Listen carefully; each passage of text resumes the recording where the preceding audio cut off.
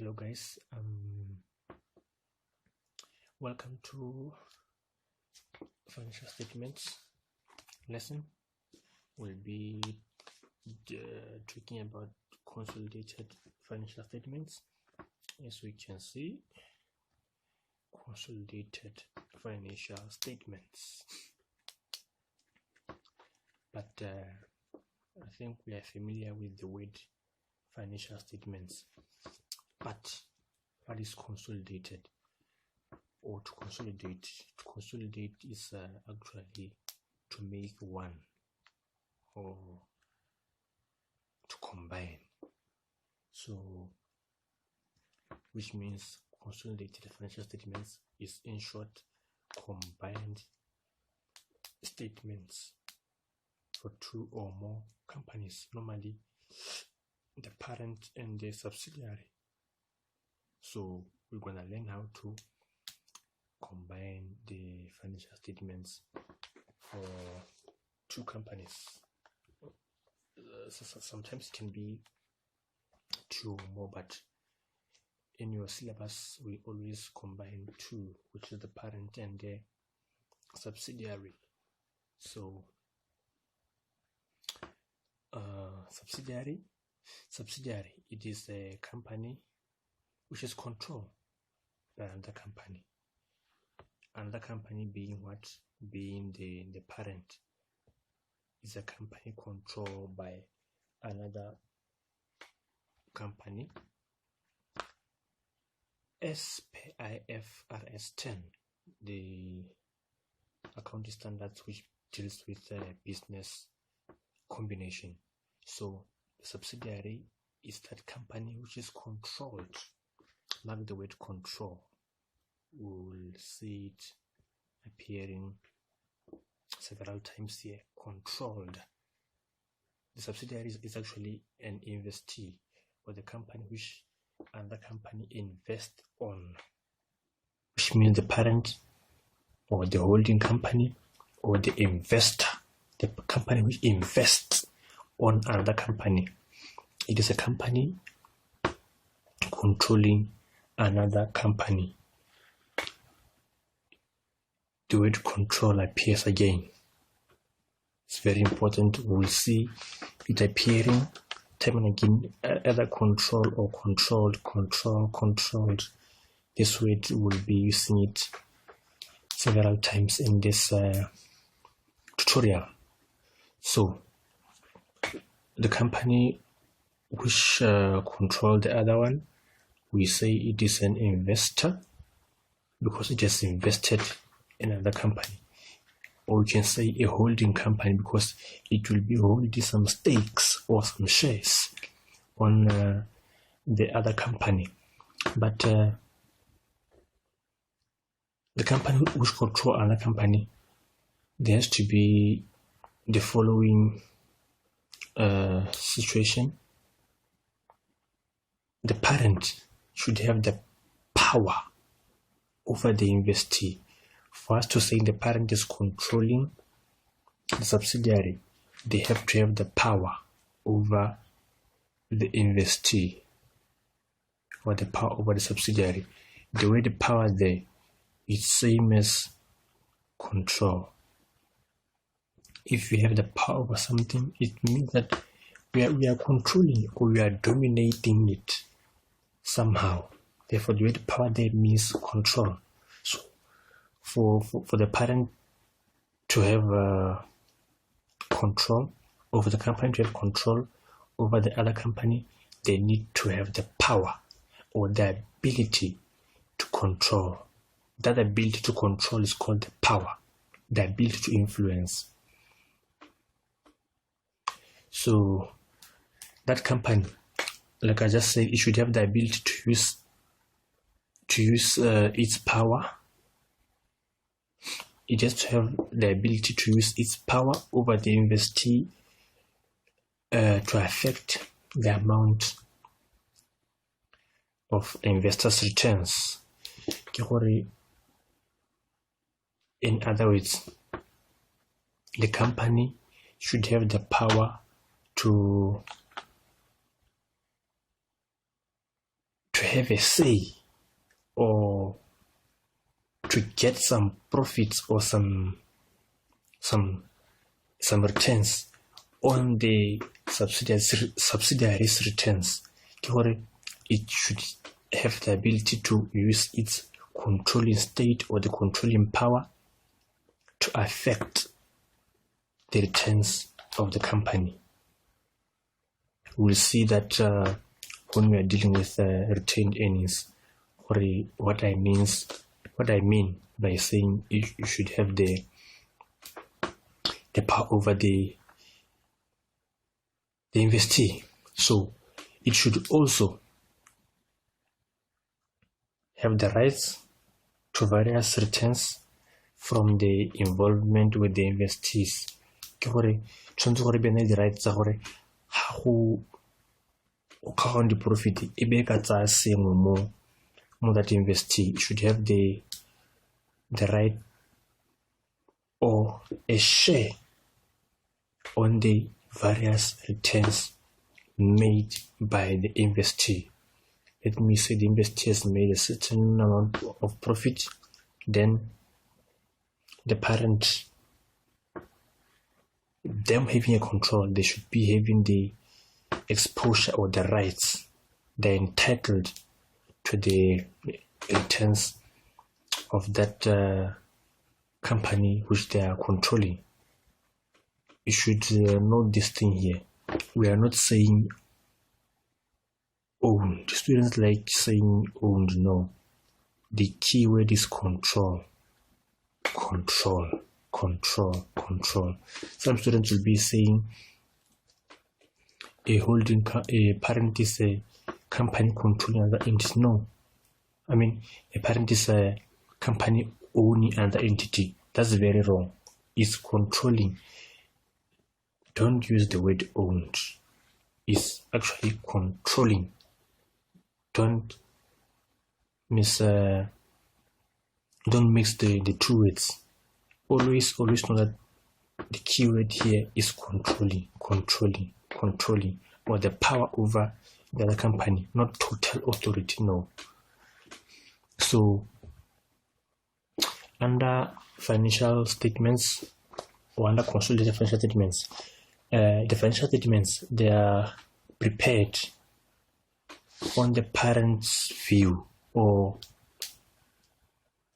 as if the two companies were one company. They are prepared from separate statements of acquiring parent and subsidiary companies using consolidated worksheet. Like I said, IFRS 10 shows us how to combine, or the criteria or the guidelines how to combine or how to consolidate the statements for two companies. So it should be uniform. Either you are at China, or you are in Botswana, or you are at Ghana or Zimbabwe. If we are using, or if the company is using IFRS standards, either any user from any part of the world shall be able to interpret that statements, because they are governed by one standard, which is IFRS 10, which gives the guidelines on how to consolidate. In short, all companies which are using accounting standards, they should present their statements in a certain way, or it should be uniform the entire world, because they are governed by one thing, because the procedure is one, which is set by IFRS 10. Like I was saying, when you're consolidating, we are combining the assets and the liabilities of the companies as if they were one entity. You add line by line assets, add them together. If it's cash, add both cash for the companies, inventory, both inventories for the companies, to make one figure as if they were one company. Okay, I guess you are getting me right. We'll actually do several examples, but for this tutorial I'm just introducing you to the topic, showing you some key terms, but illustration will follow later on. You'll see how easy it is, just adding. We know how it is to add. Required whenever the stock held by the acquiring company gives controlling interest in acquired company. Like I was saying, the word control will be appearing time and again. We only consolidate only if the investor or the parent has control over the investee, or the subsidiary have control over the investee or subsidiary. Good. Consolidation is required when the parent or the investor has control over the investee or its stake.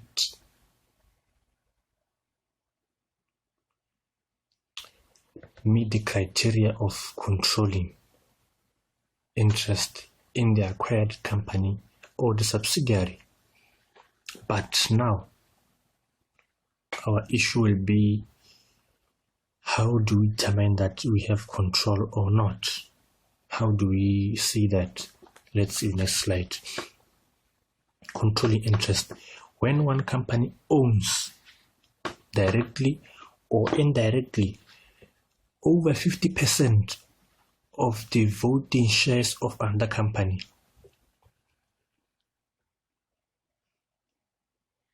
If, for example, company A buys shares in company B, and shares in company B are 100, and A buys 70. This means that A has bought 70% of the shares of B, which means it is more than 50. Therefore, it being more than 50, it gives A, which is the parent or the investor, the controlling interest over the investee or the subsidiary, 50% or more, or over 50%. Okay, it gives the parent ability to establish subsidiaries, operating and financial policies, and direct economic activities as if they were economic activities of one of their branches or division.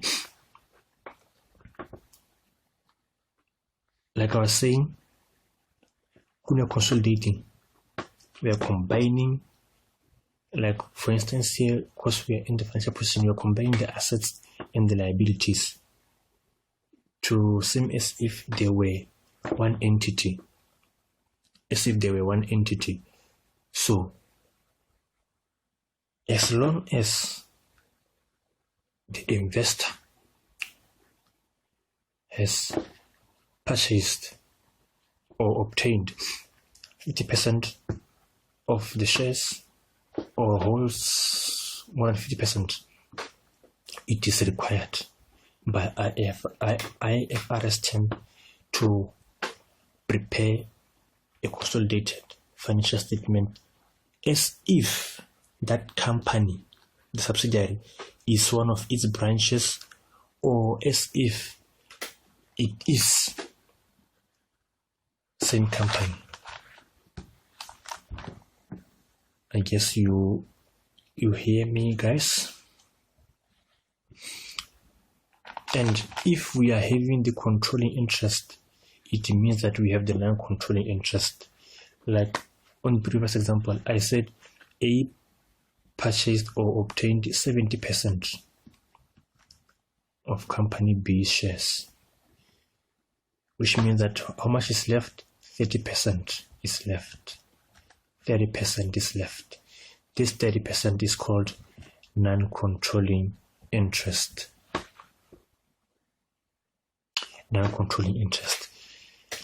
Any voting shares of acquired company that acquiring company does not purchase, that's what I just said, that remainder or the residual is called non-controlling interest. And that be 30%, it is owned by someone else. We don't know who, but someone else. And those guys, or they are being referred as non-controlling interest. In short, they do not have control over the subsidiary. In short, they do not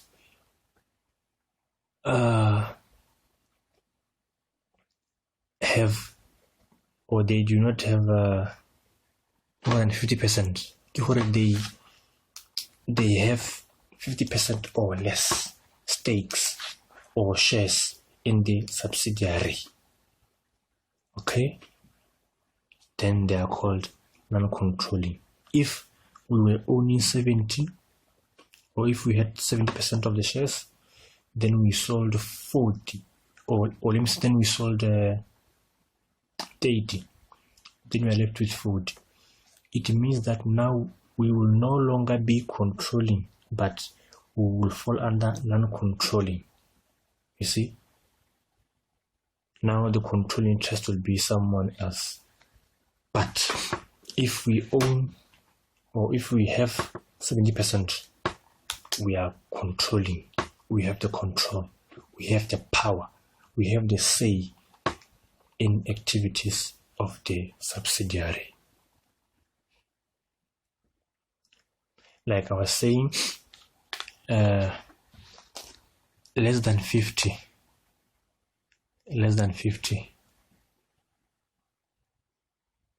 The level of influence of less than 50% is called significant influence. But once you cross 50, it is said to be controlling. Once you cross 50% of ownership of shares, now you have control over that company. If it's less than that, it's called a significant influence. You see the two? In short, the controlling company have the control. Non-controlling stakes or shareholders, they only have significant influence. They are dominated by those who have 50% or more.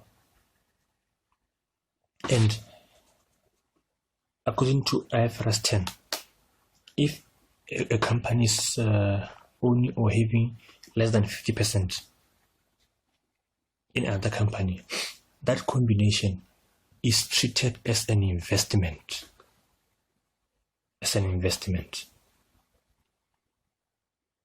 In financial statements,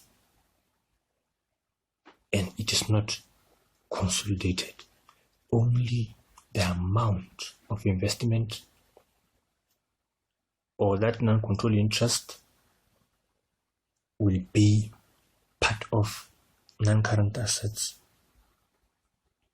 of a company which owns or which have that small investment in another company. But if the investment, or if the combination resulted into purchase or obtainance of 50% voting rights or 50% shares, then it is a must, according to IFRS 10, to consolidate the statements.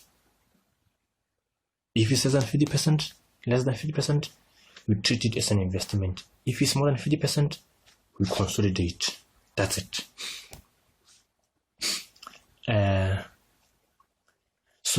the basics of consolidating the financial position, or the SFP. Like I said before, you add assets and liabilities of parent and subsidiary line by line. And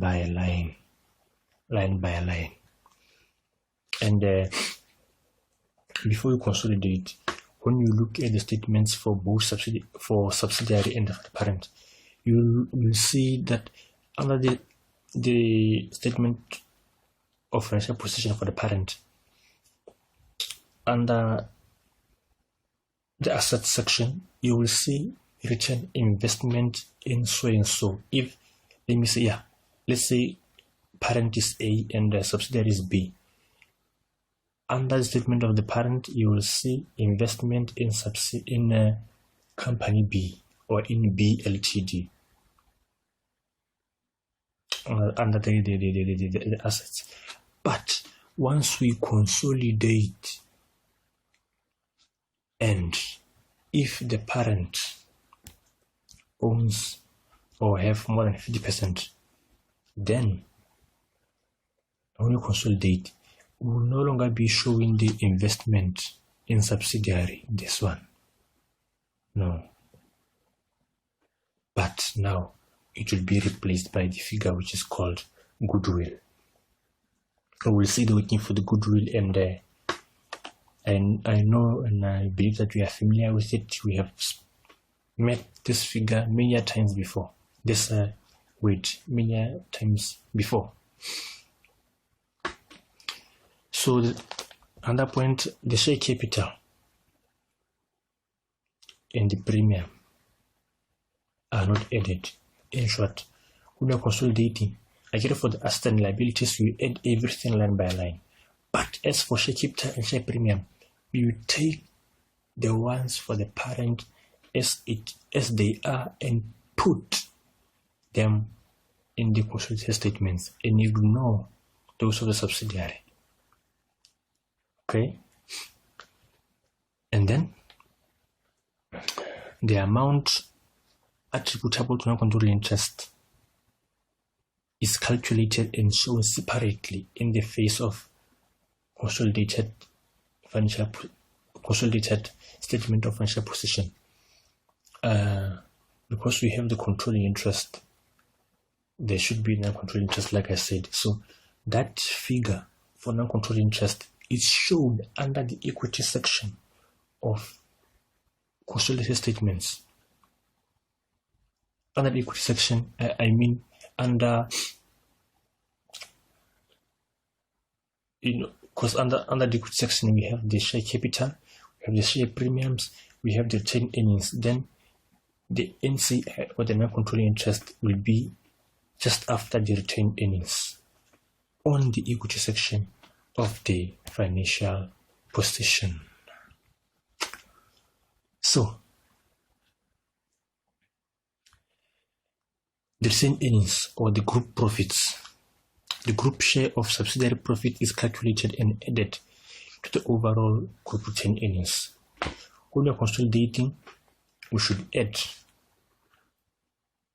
the profits for the parent and for the subsidiary. We will see later on the working for the retained earnings how we do so, how we add such profits. So the group structure is actually whereby you show the percentage of controlling interest and the percentage of non-controlling interest, and the date when it was on the transaction occurred. For example, A is our parent, B subsidiary. We will say 70% ownership. Therefore, NCI is 30%.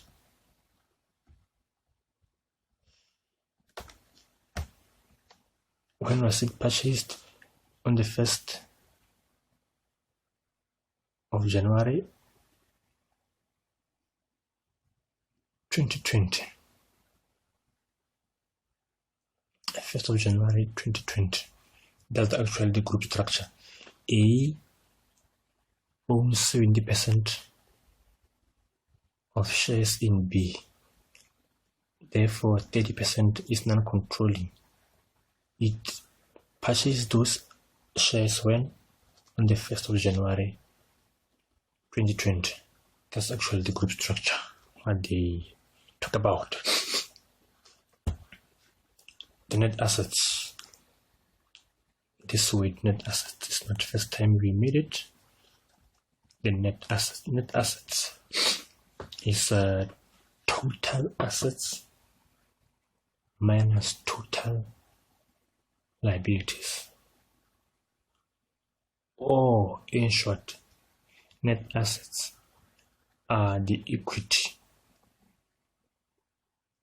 section of the financial position. If you remember the account equation, assets minus liabilities equals to capital. Allow me to rename capital to equity. Assets minus liabilities equals to equity. This equity is the net assets. That's it. This equity is net assets. In short, net assets is the residual you get when you subtract liabilities from the assets. Or in short, net assets is the equity section of the company. In this case, subsidiary. So when you're consolidating, normally you will see from, let me get here, I'll get back. No, it's fine. Normally when you're consolidating, doing some workings, we will need some controlling interest and non-controlling interest. Those figures, we get them from the net assets. That's why this table is important. We have the net asset as the date of acquisition and at the reporting date. If we want non-controlling interest, we are going to use the net assets as the date of acquisition. We will see on the working for non-controlling interest. And if we want the non-controlling interest,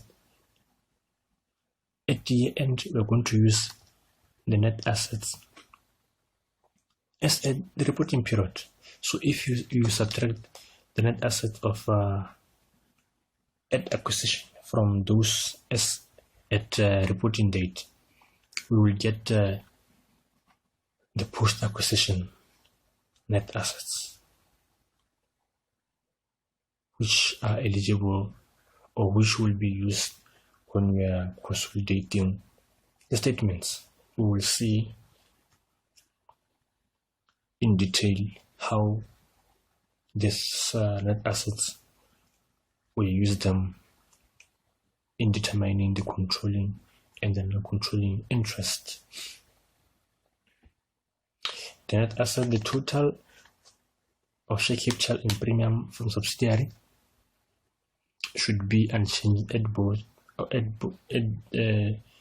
date of acquisition and at the reporting date.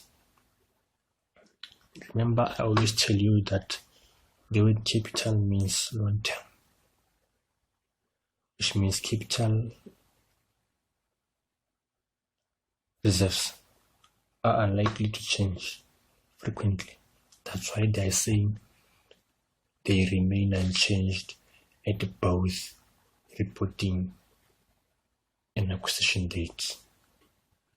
Therefore, we will find in most cases that the figures will always be the same. Always be the same. So, we have the goodwill. Like I said, it's not the first time we see this word, goodwill. This is another working we're going to use when you're consolidating. And goodwill, remember I said, is going to replace the figure which was the investment amount in the subsidiary when we are consolidating. You're going to substitute it with this goodwill. And what is goodwill? Like I said, we have met this term on level 2 and level 3. But most of you don't actually know what is goodwill. Some will be saying, no, goodwill is just the image of the company. But let me introduce to you the new or the definition as per your level, because the way you're defining it or the way you know it is as per the lower level. But goodwill is actually the residual, or should I say the excess amount the company or the parent pays in excess of the net assets of the subsidiary. Any extra amount which you pay in excess of the net assets of the investee is goodwill. Like, for example, for us to calculate goodwill, or let me example, if the net assets for the company were 20 and we purchased the company, or we paid 25, that extra 5 amount is actually the goodwill. But according to accounting standards, this is the formula how we calculate goodwill, and these are the main contents of the goodwill. We have the consideration or the amount paid. Can be cash or can be shares. But if it's shares, convert it to monetary figure. Make it a monetary figure. If it's cash, then you put the figure as it is. The fair value. This word, the fair value. It should be a fair value. And then you add the non-controlling interest at the date of acquisition. Remember, here we have the net assets at the date of acquisition. The figure you will be having here, you multiply by the non-controlling interest percentage, then you will have the non-controlling interest at acquisition date. You add it to the consideration or the amount paid. From there, we subtract the net assets at the date of acquisition. Net assets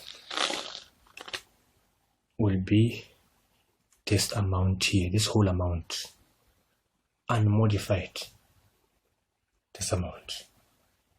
You'll be adding it, you'll be lessing it, subtracting it, and also subtract impairment of goodwill if it is there. In some situations or some questions, they will tell you that goodwill was impaired by this amount, then that amount you less it right here, and then your end result or the residual will be called goodwill, which should take it to the non-current assets section in the consolidated financial statements.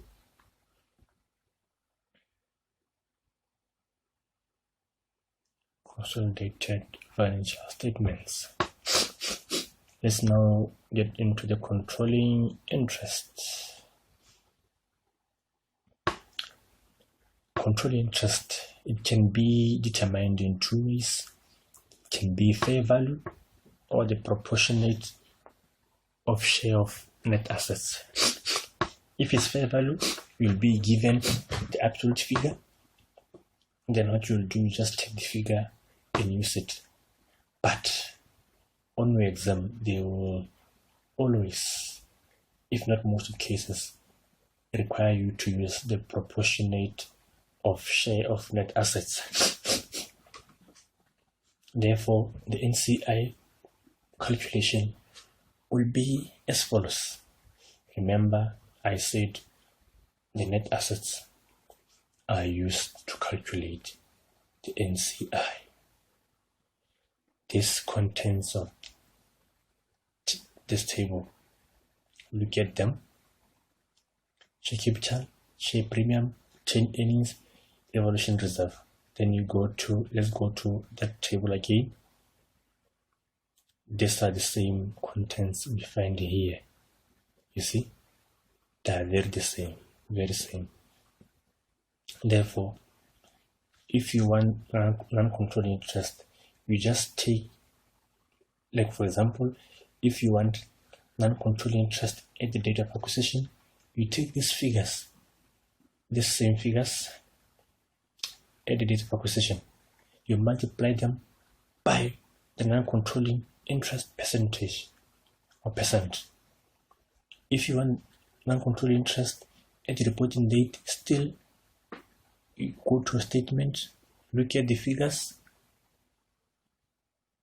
as at the reporting date, multiply by non-controlling interest percentage. When they're saying attributable to NCA, they means multiply that figure by the non-controlling interest. In short, we will look into that when we're doing examples on the next slide. Like I said earlier before, we will meet this working called retained earnings. Retained earnings. Earnings simply means profits.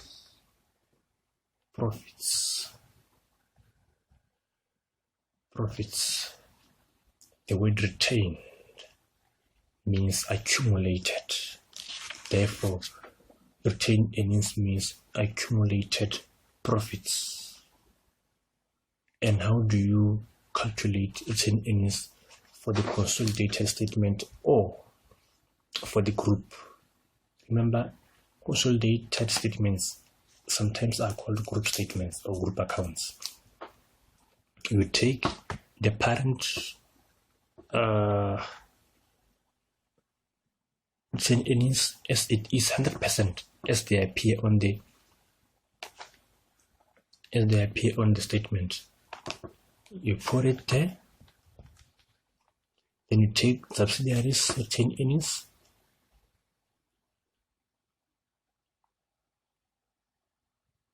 You multiply them by the controlling interest. Then you put it there also. Parents' percentage of subsidiaries post acquisition retained earnings. Retained earnings or the profits which were made since we purchased the subsidiary, or since we had control over subsidiary. And in most cases, we will not be having 100% control. We will be having a certain percentage, like previously I said 70%,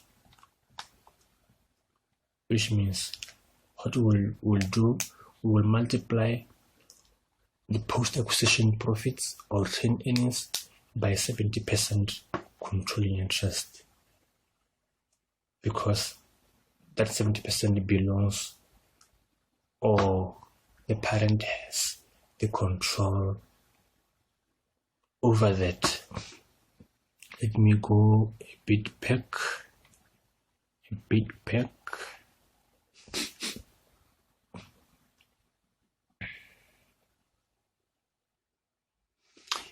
Exposure or the rise to variable returns from its involvement with subsidiary.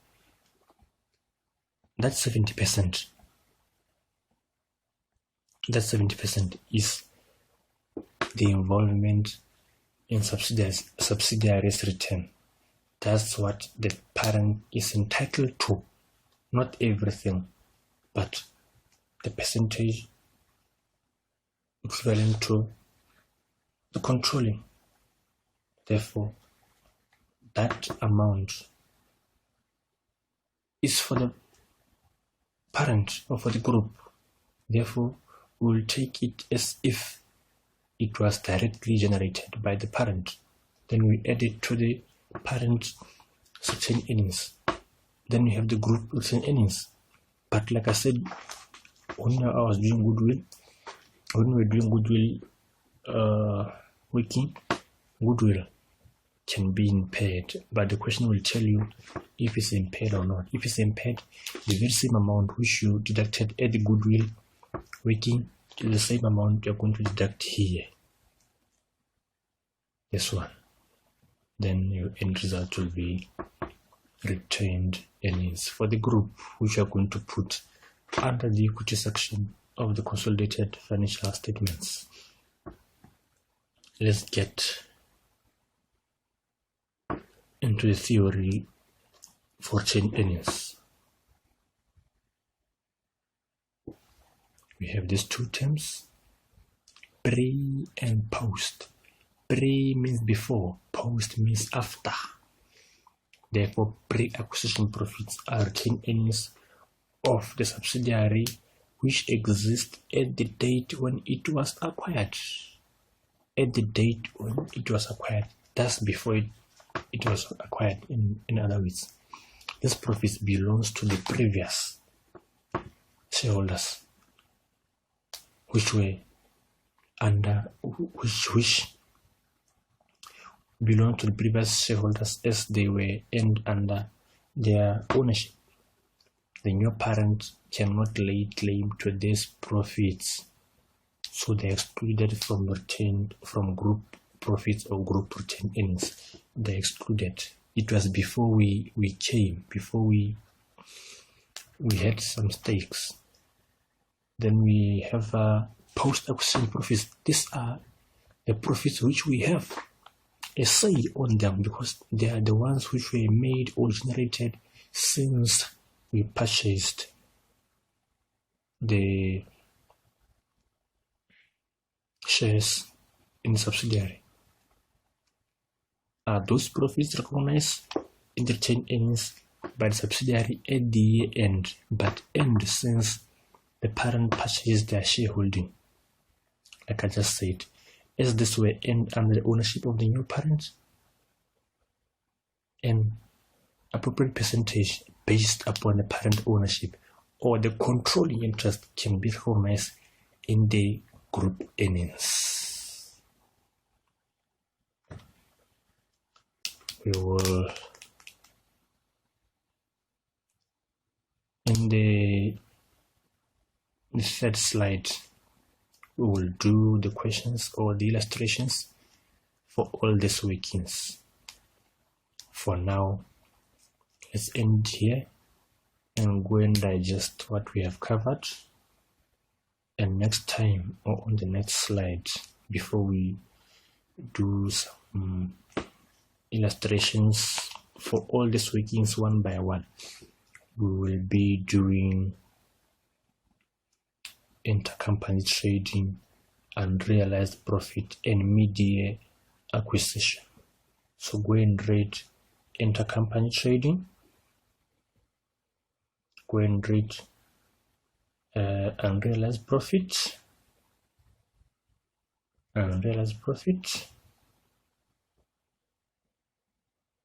and also mid-year acquisition. For now, let's end it here. From me, Melvin,